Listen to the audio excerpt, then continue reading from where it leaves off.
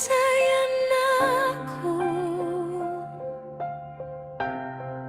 sa buhay na meron ako. Dati akala ko kailangan kong habulin lahat ng bagay para masabing panalo rin. Habang nakikita kong nauuna ang iba, pakiramdam ko noon na pag-iiwanan na. Maraming gabi na puno ng pag-aalala kung sapat ba lahat ng ginagawa ko sa buhay. Habang pilit kong inaabot ang malayo, nakalimutan kong pahalagahan na meron ako. Hanggang natutunan kong huminto sandali at tingnan lahat ng biyayang nasa tabi. Hindi man marangya ang buhay na meron ako, pero sapat parang umiti at magpasalamat. Masaya na ako kahit simple lang. Masaya na ako sa buhay na meron ako. Di man mayaman, may kapayapaan. Masaya na ako at kontento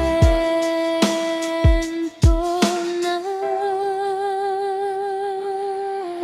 Hindi ko man nakuha lahat ng pangarap, marami naman akong bagay na dapat ipagpasalamat.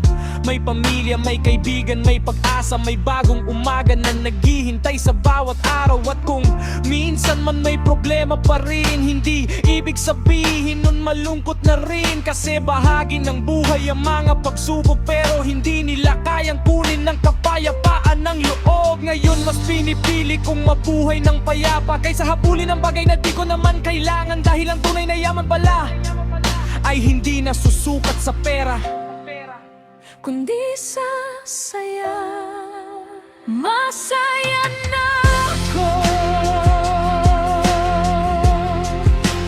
kahit simple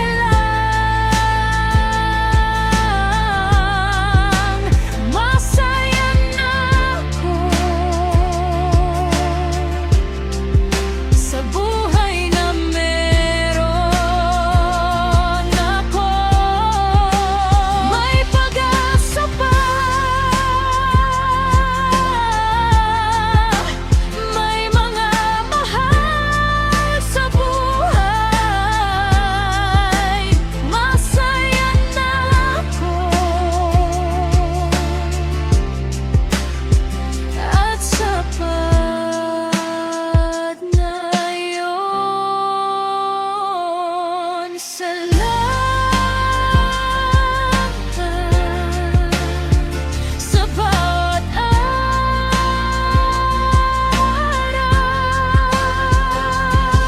Salamat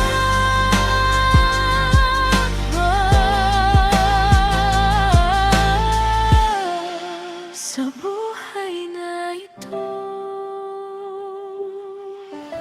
para sa lahat ng laging naghahabol. Minsan huminto ka rin at tumingin sa paligid, baka nandyan na pala ang hinahanap mo sa mga simpleng bagay na kasama mo araw-araw. Hindi mo kailangang magkaroon ng lahat para masabing masaya ka sa buhay. Minsan sapat na ang may dahilan kang umiti at may mga taong kasama sa bawat sandali. At ngayon, Kung tatanungin mo ako,